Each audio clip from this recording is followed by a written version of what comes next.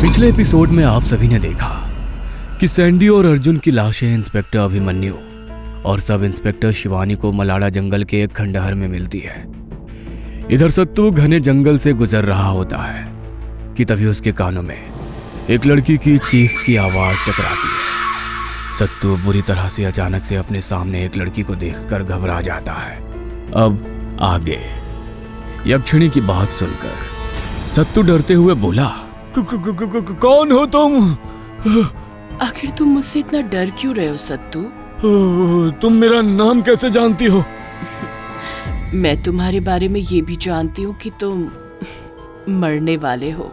यक्षिणी की बात सुनकर सत्तू अंदर तक कांप कर रह गया। तभी एक भयंकर हवा का शोर जंगल के चारों ओर बर्पा हो गया और अगले ही पल यक्षिणी का चेहरा एक भयानक डायन में परिवर्तित हो गया। यक्षिणी बिजली की रफ्तार से सत्तू के पास आकर खड़ी हो गई। यक्षिणी के दांत किसी शिकारी भेड़िए के दांतों में परिवर्तित हो गए। उसने एक ही बार में अपने दांत सत्तू की गर्दन में गड़ा दिए।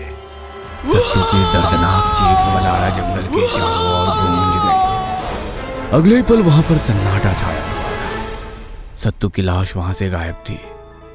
अगली सुबह इंस्पेक्टर अभिमन्यु अपने थाने में बैठा हुआ दिशा के साथ सैंडी और अर्जुन के केस के बारे में डिस्कस कर रहा था कि तभी एक बूढ़ा कुछ लोगों के साथ थाने के अंदर प्रवेश कर गया। इंस्पेक्टर अभिमन्यु सवालिया नजरों से उस बूढ़े की ओर देखकर बोला, कौन हो तुम? वो बूढ़ा व्यक्ति कांपती हुई आवाज में इंस्पेक्टर अभिमन्यु की ओर देखकर बोला, मेरा नाम नंदू है साहब, मैं मलाड़ा गांव का मुखिया हूँ। हमारे गांव का एक व्यक्ति सत्तू रात से लापता है। यह सुनकर अभिमन्यु बुरी तरह से चौंक पड़ा। कौन सत्तू? हमारे गांव का ही है इंस्पेक्टर साहब, जंगल गया था। कुछ गांव वालों का कहना है कि उन्होंने मलाड़ा जंगल में सत्तू की दिल दहला देने वाली चीख सुनी है। यह सुनकर इंस्पेक्टर अभिमन्यु और दिशा के चेहरे पर चिंता के साए लहराने लगे। इंस्पेक्टर अभिमन्यु मुखिया की ओर देखकर बोला, क्या आपके पास उसकी कोई तस्वीर है? नंदू ने सत्तू की एक तस्वीर इंस्पेक्टर अभिमन्यु को पकड़ा दी। तस्वीर को देखकर इंस्पेक्टर अभिमन्यु और सब इंस्पेक्टर शिवानी बुरी तरह से चौंक पड़े। इंस्पेक्टर अभिमन्यु नंदू की ओर देखकर बोला, यह तो वही है जो हमें कल मिला था। आप चिंता मत करो, मैं मिसिंग रिपोर्ट दर्ज कर लेता हूँ। कुछ देर बाद मुखिया वहां से चला गया। सब इंस्पेक्टर शिवानी बहुत गौर से इंस्पेक्टर अभिमन्यु की ओर देखकर बोली, हमें तुरंत सत्तू की छानबीन में जुट जाना चाहिए। कल हम उससे पूछताछ कर रहे थे और आज वो गायब हो गया। कुछ देर बाद इंस्पेक्टर अभिमन्यु शिवानी के साथ सत्तू की छानबीन करने के लिए मलाड़ा जंगल के लिए निकल गया। तभी इंस्पेक्टर अभिमन्यु की नजर उस खंडहर के कच्चे रास्ते पर पड़ी। इंस्पेक्टर अभिमन्यु ने तुरंत शिवानी की ओर देखकर कहा, कल रात यहाँ पर बारिश हुई थी ना? हाँ हुई थी। वो देखो, उस कच्चे रास्ते में खंडहर तक जाने के लिए कल वाले वही पांव के निशान बने हुए हैं। हमें उस खंडहर के अंदर तक जाना होगा। कुछ ही देर में इंस्पेक्टर अभिमन्यु शिवानी के साथ अजीब से खंडहर के अंदर खड़ा हुआ था, जहां पर एक व्यक्ति की लाश पड़ी हुई थी। उसे देखकर ऐसा लगता था जैसे कि उसे मरे हुए वर्षों हो चुके हैं। उसकी बॉडी से खून का एक एक कतरा गायब था। यही तो वो व्यक्ति है जिससे हमने कल पूछताछ की थी। सही कहा, कल हमने इससे पूछताछ की और आज इसकी हत्या हो गई। कुछ तो गड़बड़ है। फिलहाल तो हमें इसकी डेड बॉडी को पोस्टमार्टम रिपोर्ट के लिए भेजना चाहिए। इतना कहकर इंस्पेक्टर अभिमन्यु गहरी सोच में डूब गया। क्या सोच रहे हैं सर? समझ में नहीं आता शिवानी, इस केस में एक बात बड़ी अजीब है कि जितने भी लोगों की हत्याएं हो रही है, आखिरकार उनकी लाशें इस खंडहर में क्यों मिल रही है? कुछ तो बात है। आप सही कह रहे हैं सर। हमें इस केस को अब एक नए सिरे से देखना शुरू करना चाहिए। कुछ ना कुछ कनेक्शन जरूर मिलेगा। कुछ देर बाद इंस्पेक्टर अभिमन्यु ने सत्तू की लाश को पोस्टमार्टम के लिए भिजवा दिया और सब इंस्पेक्टर शिवानी के साथ थाने आ गया। इस घटना के 2 दिन बाद रात का घना अंधेरा चारों ओर फैला हुआ था। एक हैंडसम दिखने वाला लड़का जिसकी उम्र 25 वर्ष के आसपास होगी, ब्लैक कोट पहने एक भयानक जंगल में खड़ा हुआ डरे हुए अंदाज में इधर उधर देख रहा था। वो डरे हुए अंदाज में आकाश की ओर देखे जा रहा था। आकाश में चंद्रमा का रंग रक्त की तरह लाल था। सारे जंगल में अजीब सी मनहूसियत फैली हुई थी। उस लड़के का नाम आर्यन था। आर्यन हैरत से अपने आप से बोला, मैं तो अपने बेडरूम में लेटा हुआ था, मैं अचानक यहाँ कैसे आ गया? कहीं ये मेरा कोई सपना तो नहीं? तभी आर्यन के कानों में उस भयानक जंगल में किसी लड़की की दिल दहला देने वाली चीख टकराई। अचानक मौसम में भयानक परिवर्तन आ गया। कुछ देर पहले उस जंगल में हवा का नामो निशान तक नहीं था। अचानक उस जंगल को किसी भयानक तूफान ने अपनी चपेट में ले लिया। तभी आर्यन को ऐसा महसूस हुआ जैसे कि कोई बहुत तेजी से उसके इर्द गिर्द घूमता हुआ बड़ी फुर्ती से सामने एक घने पेड़ पर चढ़ रहा हो। उसकी बिजली जैसी गति के घूमने से उत्पन्न हो रही आवाज आर्यन के शरीर के रोंगटे कपकपा दे रही थी।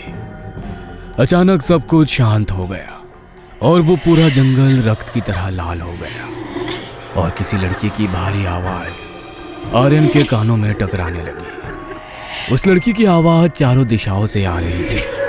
कड़कड़ाती हुई सर्दी में आर्यन का शरीर पसीने से नहा उठा। वह दहशत और फटी फटी आंखों से आसपास के दृश्य को देख रहा था। तभी अचानक वो हंसी बंद हो गई और आर्यन के कानों में किसी लड़की की आवाज टकराई। तुम कब तक मुझसे पीछा छुड़ाकर भागते रहोगे आर्यन? तुम्हें एक न एक दिन तो मेरे पास आना ही होगा, और हाँ, तुम मेरे पास जरूर आओगे। तभी आर्यन की आंखों के सामने एक भयानक दिखने वाली डायन आकर घूरने लगी। आर्यन कांपता हुआ चीखते हुए बोला, कौन हो तुम? कौन हो तुम? यक्षिणी!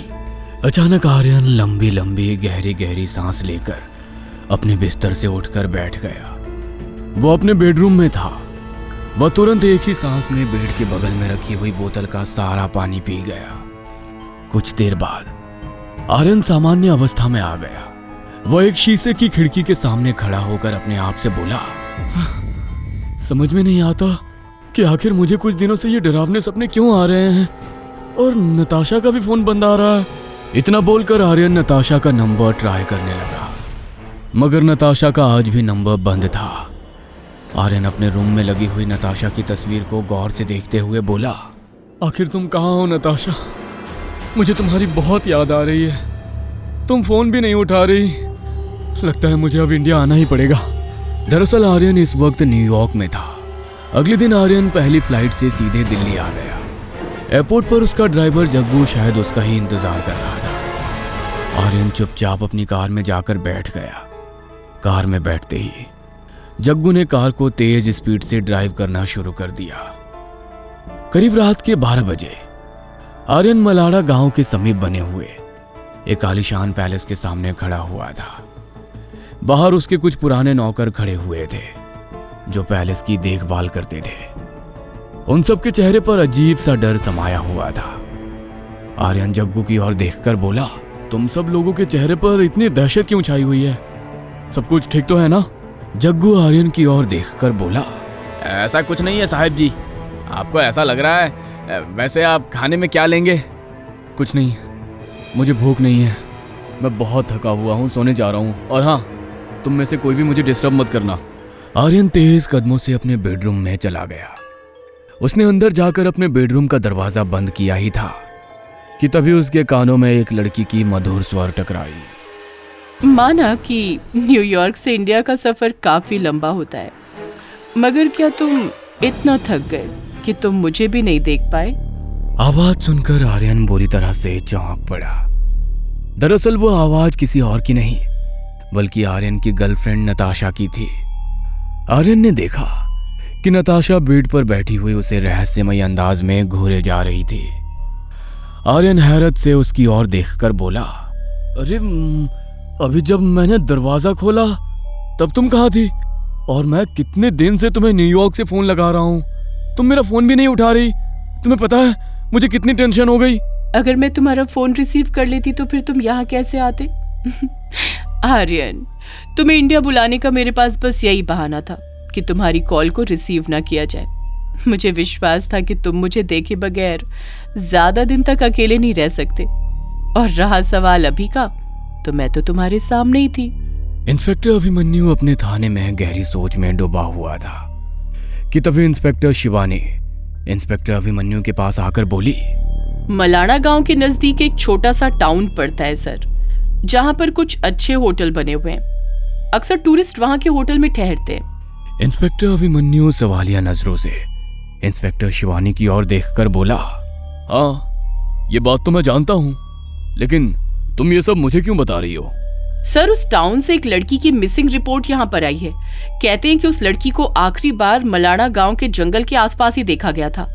उसके टाउन की पुलिस को शक है कि उस लड़की की हत्या हुई है, और मुझे विश्वास है कि अगर उसकी हत्या मलाना गांव के जंगल के आसपास हुई है तो फिर उस लड़की की लाश हमें उसी खंडहर में मिलेगी। आखिर क्या रहस्य है मलाना गांव में हो रही इन रहस्यमयी हत्याओं का? आखिर यक्षिणी क्या चाहती है? आर्यन को सपने में यक्षिणी क्या चेतावनी देना चाहती है? इन सभी रहस्यमयी सवालों के जवाब जानने के लिए बने रहिए इसके अगले पार्ट तक। टॉप टून्स हॉरर चैनल को लाइक करें, शेयर करें, सब्सक्राइब करें और नोटिफिकेशन ऑन कर लें, ताकि आपको ऐसी ढेरों नई कहानियां सुनने और देखने को मिलती रहे।